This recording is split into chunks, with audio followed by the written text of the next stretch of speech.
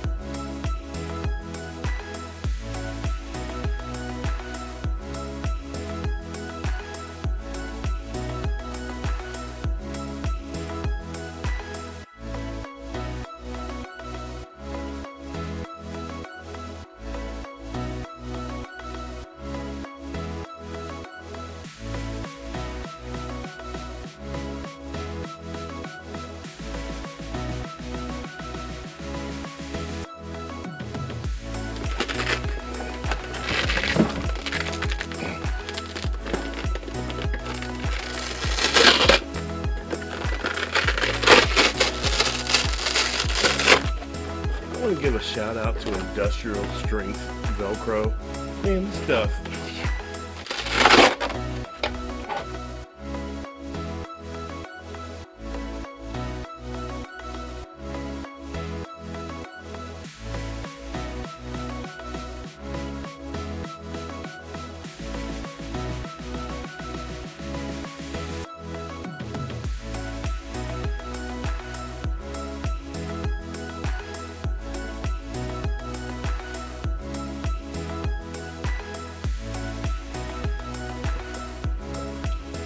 So we just kind of free-handed that.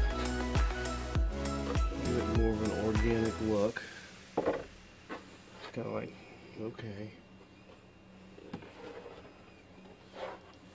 The problem with the clone trooper armor is always the thighs, and these thigh pieces would always we're always going to be. I have big thighs that we're going to rub together, and so it really doesn't bother me cutting these down.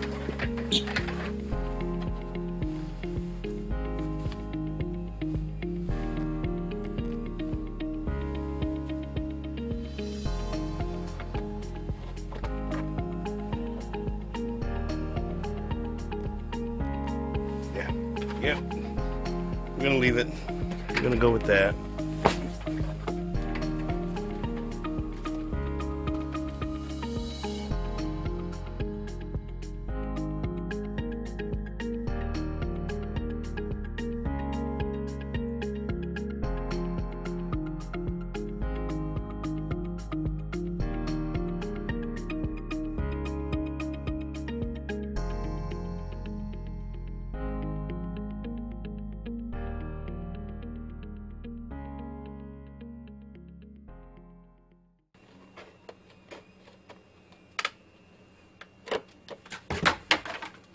Normally I like symmetry, which is the clone troopers, cookie cutter stamped armor, everything's the same. If you look at the Mandalorian, especially in the early episodes when he's still working on his armor, it's like nothing matches, none of the pieces match. So I'm okay with having these two separate pieces that are they're close, but they're not quite identical.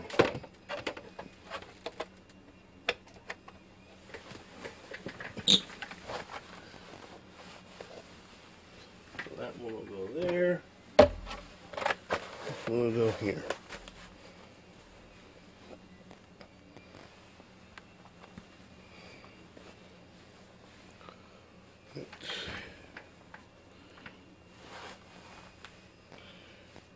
Yeah. And they're marked inside, left hand, right hand. So let's go put some primer on these things. If you listen to the video earlier, you can hear the 3D printer running. Listen now. It's not running. So you know what that means. What that means is our print is done. Let's go check it out. It's been almost a week checking it constantly, and finally, it's done.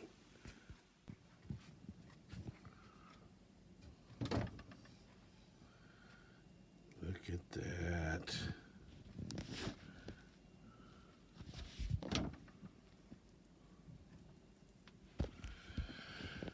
All right.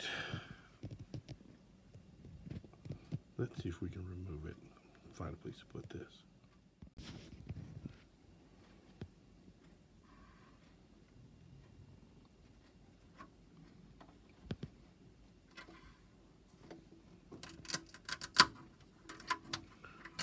Oh, look at that. Look at that.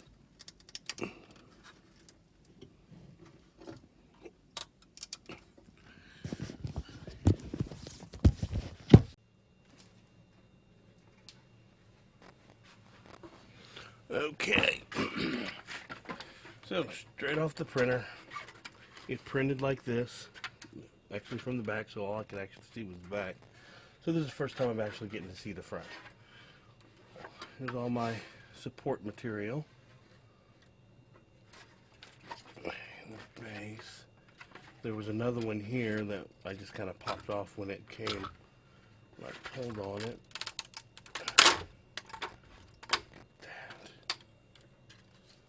Look at that.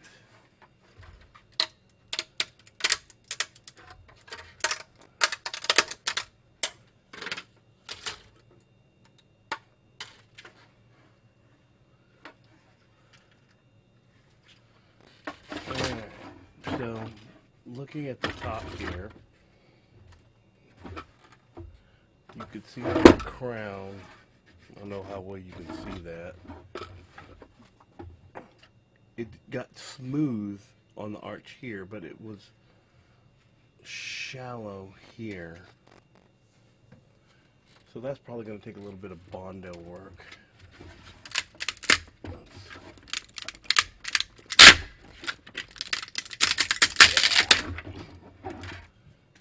Which is fine. We got plenty of Bondo material.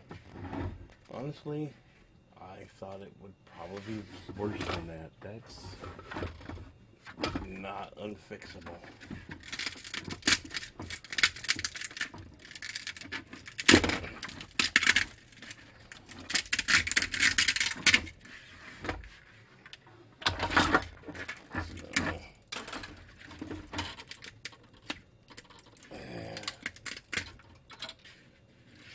So yeah, so right here I'm gonna have to sand that down and then get some Bondo to level that all out.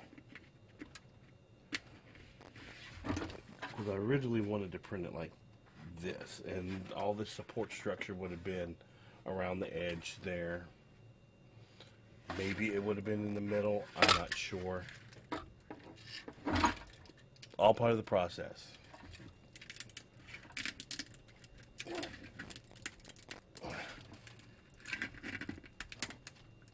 I'm gonna get this stuff off of here. Alright, give me a minute, I'm gonna get this cleaned up.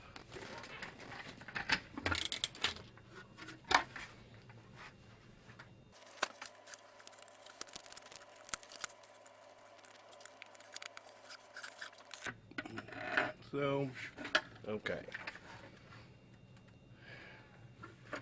Had I been able to print it like this, this would have been fine detail all the way around. Again, it's not that it's not fixable. And if nothing else, we can say it adds character.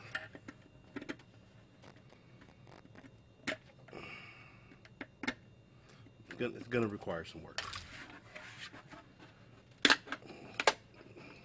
Pull those out. Again,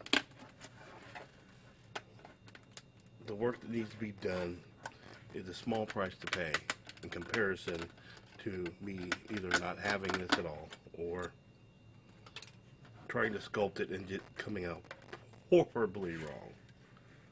So if I were going to sell this to someone, I would feel really bad about selling it in this guy. I would really try and print it in the upright position, and I may print another one just to see if I can do it with a different program or whatever to see if I can get it and see if the print is going to be as long. But it took the majority of a roll of filament to do it, probably 3/4 of the roll of filament. It took almost a week to complete, and I was terrified the whole time, afraid I was going to lose power or something. I know. You gotta try it on your head. Let's see where our eye line is. Did I print too big, too small? Well, there you go.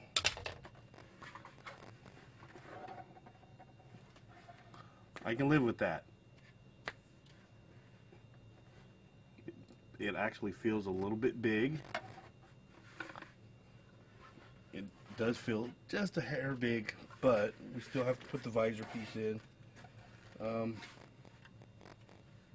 The inside came out just really smooth. I don't know how well you can see in there. Like I said, on the top, it's a little blemishy, but I am happy.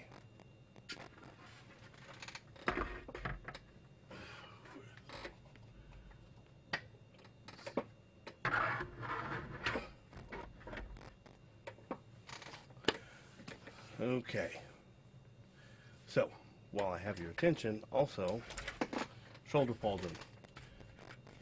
The original one was domed all the way around, and what I did was I took some of this foam that I got from Michael's and I gave it a rim around there. I think that makes it look so much better. Now the Mandalorian has a bar coming down there and he's got the sigil printed on there. I'm not going to use his sigil. I'm going to come up with my own, which is a whole nother task in and of itself. Try to figure out what is your own personal sigil. If you've got one, send me a picture of it so we can share it with our friends. But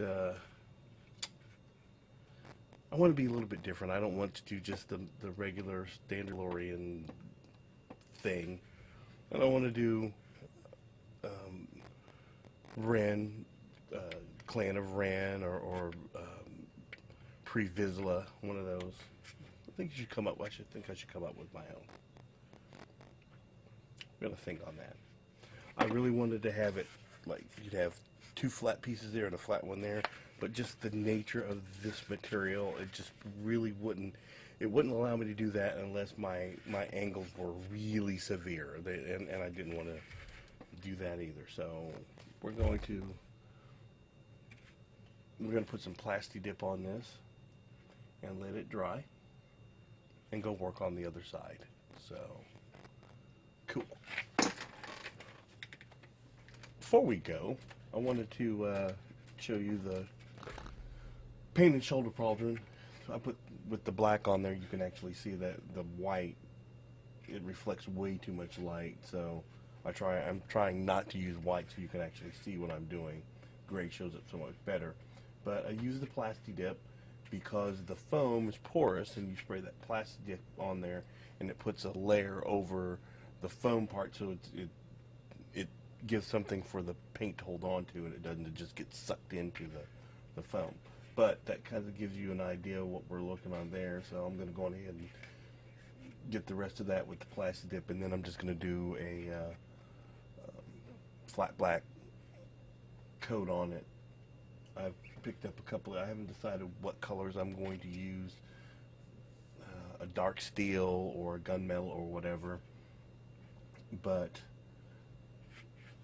this is the one side, and we're going to get the other one up and running. Also went to the Joann's and got some fabric so I could make the flak vest. I may spare you my sewing skills because they're not great, and I think it'd probably be better if we just skipped over that part. You could probably look up a flak vest from somebody else and might be able to get better results on how to get that done. I'm just gonna wing it. So anywho, so for the mediocre modeler, we'll see you on the next video, and go build something.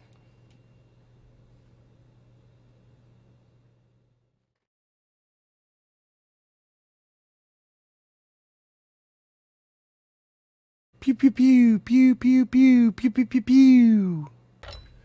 For the mediocre modeler. Excuse me. Coronavirus.